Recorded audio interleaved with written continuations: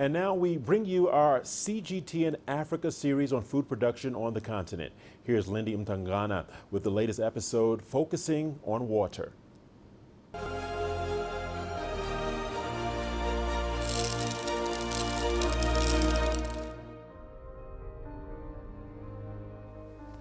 With fragile ecosystems facing the additional strain of climate change and droughts and floods becoming ever more common, Africa has to rethink its reliance on rain for its agricultural sector. From Egypt's new and old irrigation systems to Tunisia's sand farming and the Zimbabwean government's support for irrigation, today we look at water. As a dry nation, Egypt relies mainly on the River Nile and groundwater for its irrigation. But with a limited share of the Nile and very little reusable groundwater, the country is fast-tracking the advancement of its irrigation systems to save water and boost productivity of its cultivated land. CGTN's Adel Al-Mahroui has more.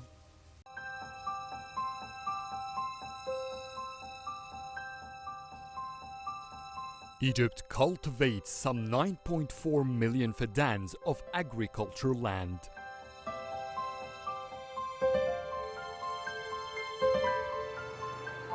That consumes 85% of the country's Nile water. The government classified 6.1 million fadans as old land, most of which use flood irrigation. It's a traditional way of distributing water by pumping it from a source like the Nile River and distribute uncalculated volumes of water across the entire land through small channels. This irrigation system has been practiced for centuries, and farming takes place around the Nile on fertile lands like the ones here in Meet Abu Ali village. Farmers here continue to enjoy abundant waters for their food production. Sometimes there's little water during the dry season, but usually we have plenty of water. It's everywhere. However, this is a wrong assumption by the 29-year-old Hassan Saleh. The fact is, Egypt has the lowest water share per capita ever registered in the country.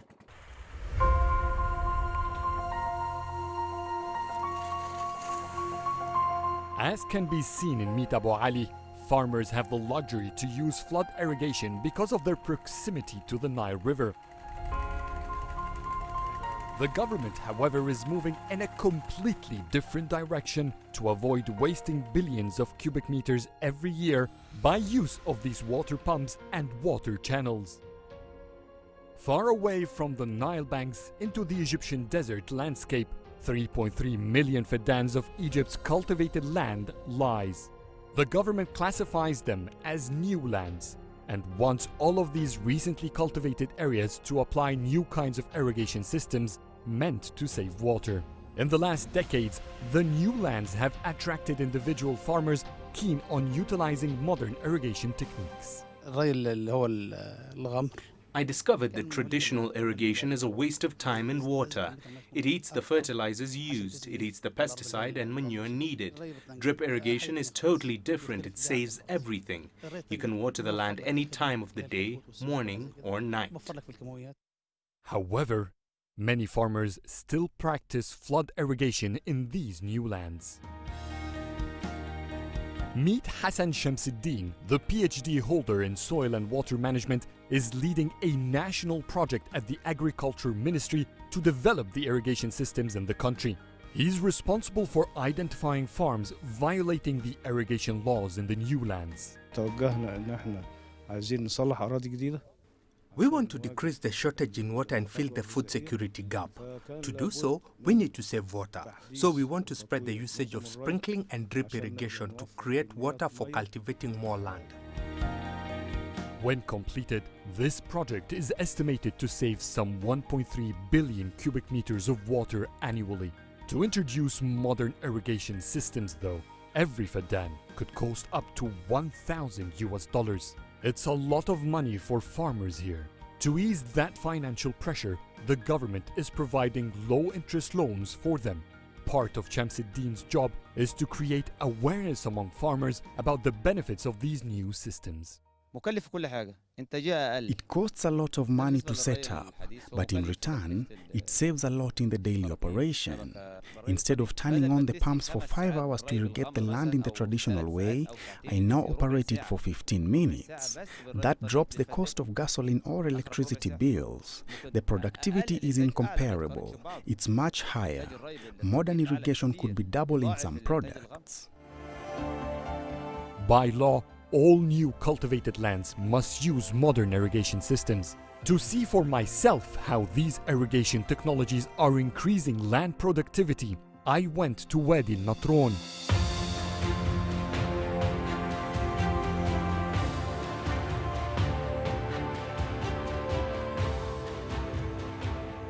It's a huge cultivated desert area northwest of Cairo.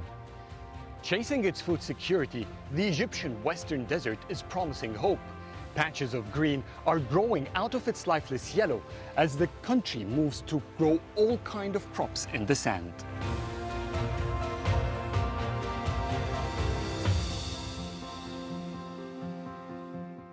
I met Mohammed Gamal, a 40-year-old engineer whose passion has always revolved around agriculture.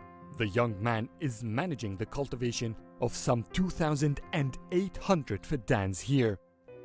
And to pump this, we use about 125 horsepower pump. From pivots, sprinklers, and drip pipelines, all sorts of irrigation techniques are being used here. This entire area depends mainly on groundwater.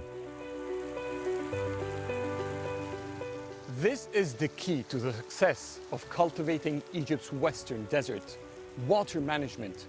Because it costs a lot to allocate and distribute water in such areas, water costs up to 35% of the end product for any crop here in this area. That makes producers here face much more challenges to gain a competitive edge in the global market. Gamal's job is to ensure that his land produces the biggest volumes with the least water needed.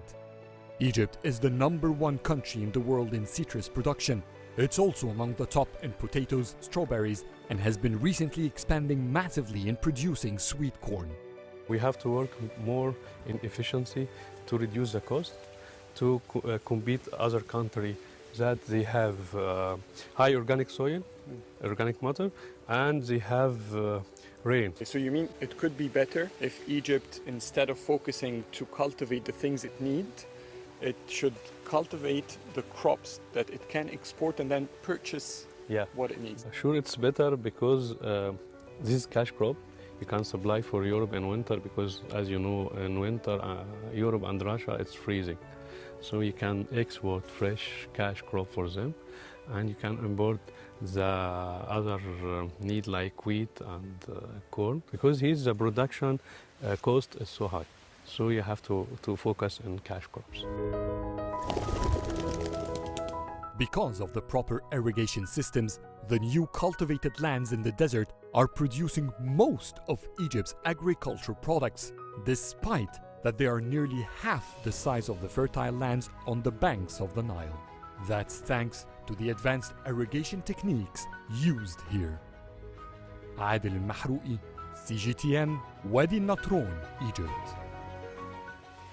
Tunisia's traditional Rumli agricultural systems in the lagoons of the Gar al-Mel and its hanging gardens have been recognized as globally important agricultural heritage systems, a designation managed by the UN Food and Agriculture Organization. Their recognition as important sites will encourage local communities to treasure and conserve their heritage for future generations. CGTN's Adnan Chouachi has the story. The lagoons of Ghar al-Milh is a translation from Arabic of the expression salt cave. They are located in the beautiful region of Bizerte, north of Tunisia. This is where Rumli agricultural practices, meaning on sand, were created in the preserved gardens between the 16th and 17th century by the Andalusian diaspora to cope with the lack of cultivable land and fresh water. Ali Garci is a retired teacher and farmer who was born and raised in the area of the lagoons of Ghar al-Milh. These lands were created by nature. There were small islands formed by the sand, which is moved by seawater currents. Andalusians lived in a very small territory, so they exploited the natural lagoons between the mountain and the sea for agriculture. The ingenious practices are based on a passive irrigation system where the roots of the plants are fed through each season by rainwater stored and floating on the surface of the sea through the movement of the tides. This traditional system makes it possible to grow crops all year round without artificial water supplies, even during periods of drought. Now the farmers are coping with the challenge of water scarcity in summer. When the rainfall was more important and regular, rainwater was stored for months, and the roots of the plants could be fed easily. In addition, the movement of the tides was interrupted in some areas following the construction of a road over some sections of the lagoons in the 1970s. Since then, some farmers are fighting for survival. The local Union of Agriculture and Fisheries provides financial aid and technical assistance to hundreds of farmers in order to valorize local products. This farming technique is unique as it uses a natural phenomenon to irrigate hectares of land on sand. Preserving this ancestral tradition is important in order to guarantee food security for the population in the surrounding villages. Ahmed is a 71-year-old landowner who has refused to sell his plots to Tunisian and foreign investors. He still clings to agriculture and refuses the urbanization of the region. Some people who inherit lands do not hesitate to sell their plots to any newcomer who pays millions. While I believe in my sacred role as the guardian of this territory, Tunisia has no future without agriculture. The farmer lives on this island, which produces the best organic fruits and vegetables in the North African state. The traditional knowledge preserved over the centuries enables Ahmed to maintain the lagoon plots through the precise supply of sand and organic matter so that the crops reach the right height, allowing the roots to be irrigated by a fine fresh water and not to be affected by salt water. Some traders drive for over 120 kilometers to buy, then distribute the precious products of the lagoons at the wholesale market in the capital city Tunis. This wholesale market is the favorite destination for over 10,000 merchants from 24 regions across Tunisia. However, only a few vendors can afford to distribute the fruits and vegetables of the lagoons. I have no problem selling the products of the lagoons. The price could be higher because of the transport cost, but it's worth it. Consumers like the taste of the organic products. I support small producers and street vendors who offer the best quality products. Nowadays, eating organic fruits and vegetables is a privilege. There are less than 6,000 inhabitants in Ghar al-Milh. Their number increases to over 100,000 tourists in the summer. Consequently, there are more consumers of the Ramli fruits and vegetables from June to September. As a result, the farmers in the lagoons are not tempted to abandon their lands as long as demand for organic products is on the rise in Tunisia. Adnan Shawishi, CGTN, Ghar al-Milh, Tunisia. Climate volatility has left communities that rely on rain-fed agriculture increasingly vulnerable to food shortages. Irrigation is vital for achieving food security and improving livelihoods, and nowhere is this more evident than at the Negomo irrigation scheme in Zimbabwe's Mazowe district. CGTN's Farai Mokotoya has more. Negomo Dam in Zimbabwe's Mazowe district, 90 kilometers from the capital, Harare, was built in 1996, 4 years after one of the most devastating droughts in the country's history.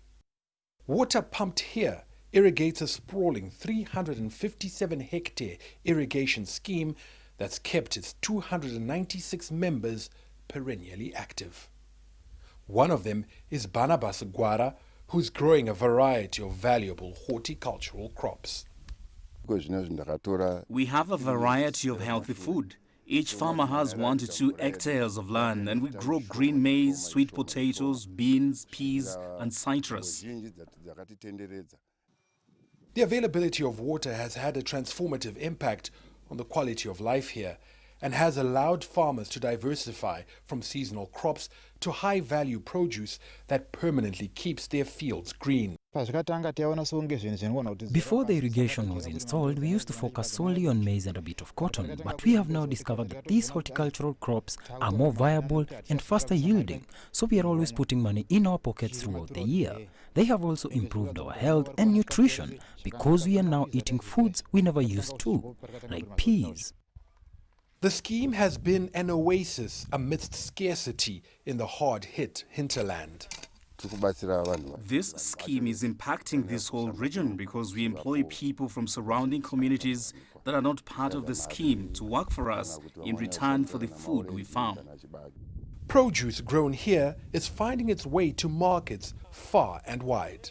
When we met one of the scheme members, Monica Zumbunu, she was packing an order of 50 dozen green mealy cobs destined for the capital, Harare, some 90 kilometers away. It's attractive for traders to come and buy from us because we give them a good price but still make a profit. Irrigation has been beneficial for us because we can afford to take care of our families and send our children to school. We used to take farming lightly, but we have learned that it is a business that we should take seriously. But the source of their thriving livelihoods has not been spared from the risks posed by the volatile weather. Negomo Dam's capacity is 5 million cubic meters. However, the emergence of those dry outcrops indicates that it's well below that level, and that has farmers here worried. 2 successive drought years have shrunk water to a precarious low, forcing the scheme's leadership to resort to rationing. We are now watering the fields 5 days a week between 5 p.m. and 4 a.m. Fortunately, we are in winter and there is less moisture stress on the crops, but we may have to adjust the schedule in the coming months when it gets warmer because the plants will require more water. The chairperson is confident that they will pull through unless there's another drought, a fear that highlights just how important irrigation is for a nation yet to fully harness its water resources. The potential for irrigation in this country is about 1.5 to 2 million hectares. But that has been the case since 1980. Nothing much has changed. We only utilize about 206,000 hectares for irrigation purposes across all our agricultural farming systems, which means that we are losing a lot of opportunities, so probably 75% of the irrigation potential is not being utilized. So why is it like that? Irrigation is it's very complex. It costs a lot of money in terms of infrastructural development. It costs a lot of money in terms of management, and it requires the appropriate right skills. The government set aside about $300,000 for irrigation expansion in 2020, an amount it acknowledges is inadequate, and so has called on partners to help shore up the infrastructure that will ensure that whether it rains or not, those working the land can still get something out of it. Farai Mwakutuya, CGTN, Mazoe, Zimbabwe. In today's Expert Perspective segment, CGTN brings you some unique insights into this all-important resource, water.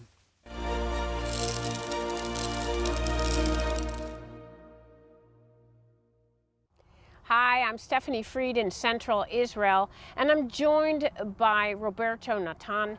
He's an expert in drip irrigation with Israel's Agriculture Ministry. Roberto, thank you for joining me. What kind of impact has been brought to the world or in this country by the advent of drip irrigation?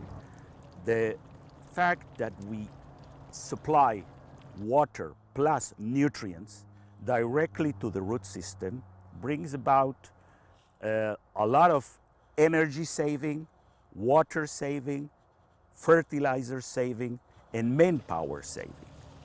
In Africa, countries like Senegal, Benin, Niger, they've all been exposed to an Israeli irrigation system called TIPA.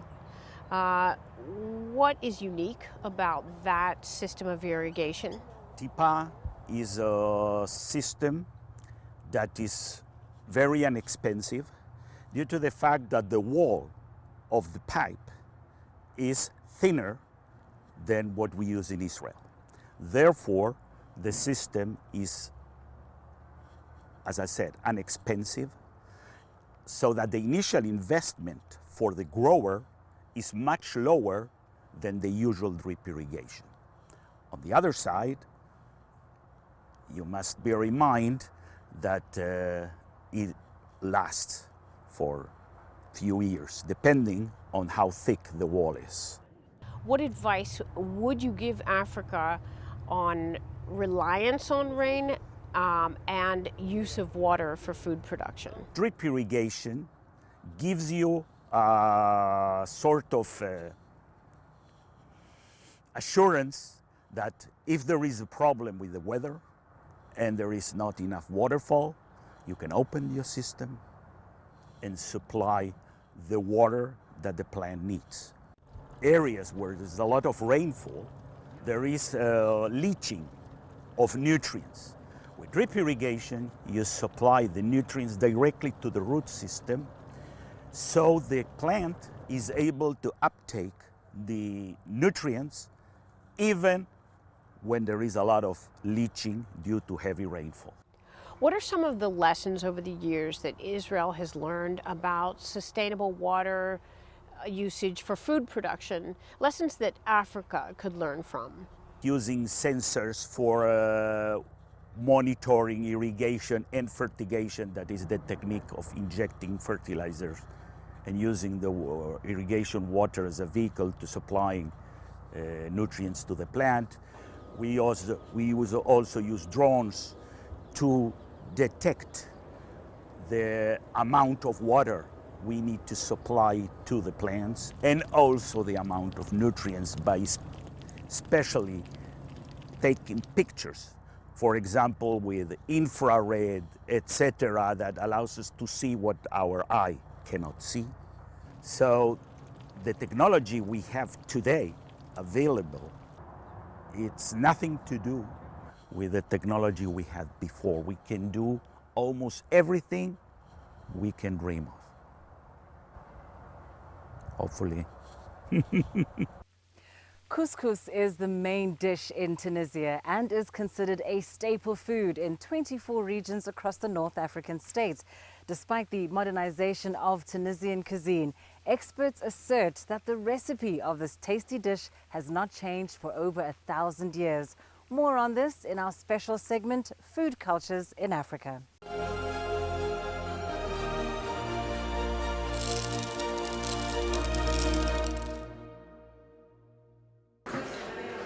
Amira Benzio is a Tunisian chef and a civil society activist who is preserving old couscous recipes. This dish is made in different ways, but the couscous with lamb and vegetables is the most popular throughout the country. I always put all the main ingredients on the table before cooking. The couscous is the symbol of staple food in Tunisia. First, chop fresh potato, chili peppers, onions, pumpkins, and chickpeas. I learned this traditional recipe from my grandmother, who transmitted the knowledge of our ancestors to our generation. Amira fries the onion in extra virgin olive oil in a casserole. Once colored, she adds chickpeas and the meat cut into pieces. When the meat color changes to brown, add 2 big tablespoons of tomato paste and pour 4 cups of water. Add the vegetables and stir the mix, and add salt and pepper as well as red chili powder. Next, reduce heat to medium and cook until the meat falls off and the vegetables are cooked.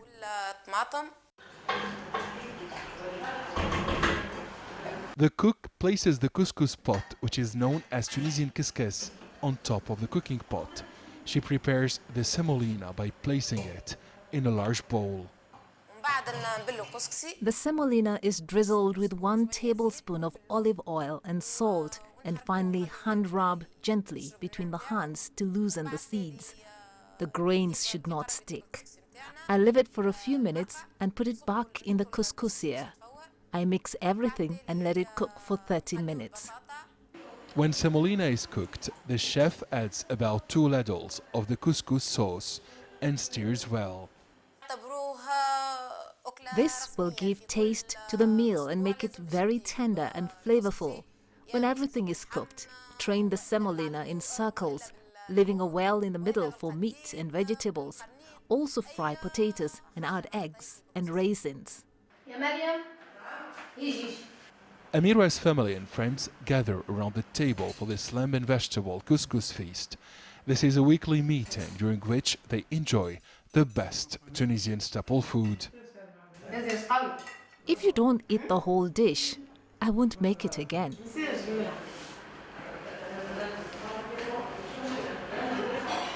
And on that enticing note, we wrap up day 4 of our special series on food production in Africa. Tomorrow, we take a look at seed science on the continent.